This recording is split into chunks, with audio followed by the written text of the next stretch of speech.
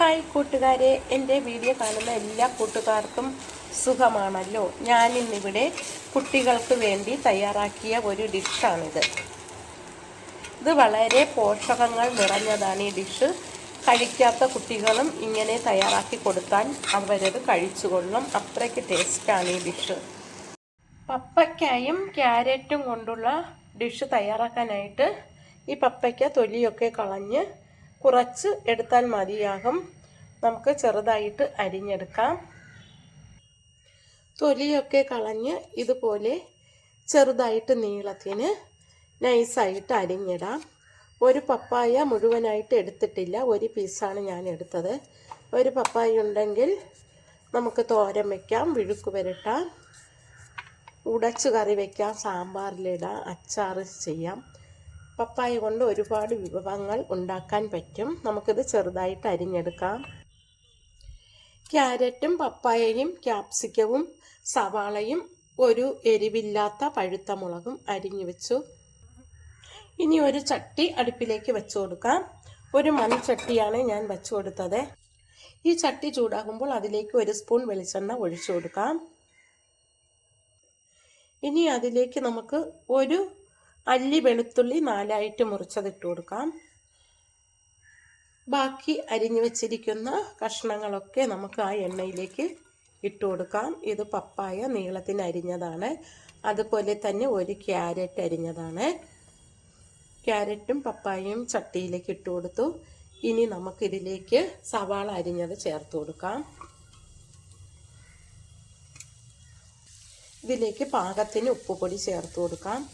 എന്നിട്ട് ഇതൊന്ന് ഇളക്കി കൊടുക്കാം.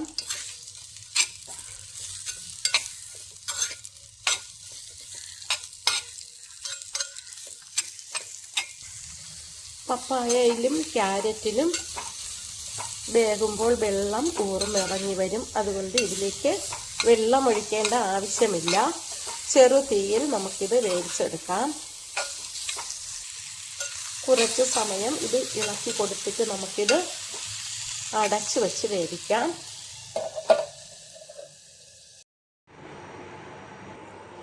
ഇടയ്ക്കിടയ്ക്ക് ഇത് തുറന്ന് ഇളക്കി കൊടുക്കണം. അഥവാ വെള്ളം കുറവാണെങ്കിൽ ഒരു 2 സ്പൂണിന് വേണ്ടിയിട്ട് വെള്ളം കൂടി ഒഴിച്ച് അടച്ചു വെച്ച് വേവിച്ചാൽ മതിയാകും.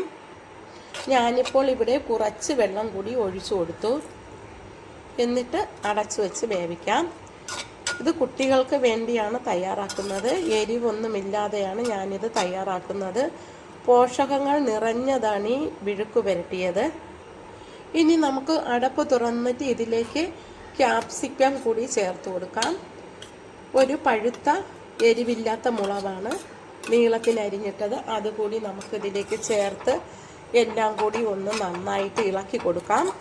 ഉപ്പൊക്കെ ഉണ്ടോ എന്ന് നോക്കിയിട്ട്, ഇപ്പോൾ ക്യാപ്സിക്കം ചേർത്തത് കൊണ്ട് ഉപ്പില്ലെങ്കിൽ ഒരു നുള്ളു ഉപ്പുപൊടി കൂടി ചേർത്ത് കൊടുക്കാം. ഒരു നുള്ളു ഉപ്പുപൊടി കൂടി ഞാൻ ഇതിലേക്ക് ചേർത്ത് കൊടുത്തു. എന്നിട്ട് കുറച്ച് സമയം കൂടി ഒന്ന് അടച്ചു വെച്ച് വേവിക്കാം. കുട്ടികൾക്കുള്ള വിഴുക്ക് റെഡിയായോ എന്ന് നോക്കാം.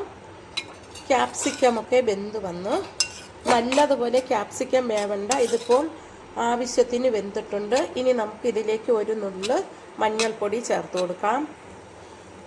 ഒരു നുള്ളു മഞ്ഞൾപ്പൊടിയും ചേർത്ത് ഒരു നുള്ളു കുരുമുളക് പൊടിയും ചേർത്ത് കൊടുക്കാം. കുരുമുളകിൽ എരിവാണെങ്കിൽ ചേർക്കേണ്ട ആവശ്യമില്ല, അപ്പോൾ കുട്ടികൾക്ക് അത് ഇഷ്ടപ്പെടത്തില്ല. വലിയവർക്കാണെങ്കിൽ കുരുമുളക് പൊടിയും കൂടി ചേർത്ത് കൊടുക്കാൻ മതിയാകും. ഇത് വളരെ പോഷകങ്ങൾ നിറഞ്ഞതാണ് ഈ വിഴുക്ക് പുരട്ടിയത്. കണ്ണിൻ്റെ ആരോഗ്യത്തിനൊക്കെ ക്യാരറ്റ് പപ്പായ വളരെ നല്ലതാണ് കുട്ടികൾക്ക്. കഴിക്കാത്ത കുട്ടികൾക്ക് ഇതുപോലെ തയ്യാറാക്കി കൊടുത്താൽ മതിയാകും. കുട്ടികൾ കഴിച്ചുകൊള്ളും. ഞാൻ തയ്യാറാക്കിയ ഈ വീഡിയോ ഇഷ്ടമായെങ്കിൽ ആദ്യമായി കാണുന്നവരെല്ലാം എന്നെ സപ്പോർട്ട് ചെയ്യണം, സബ്സ്ക്രൈബ് ചെയ്യണം. Thank you.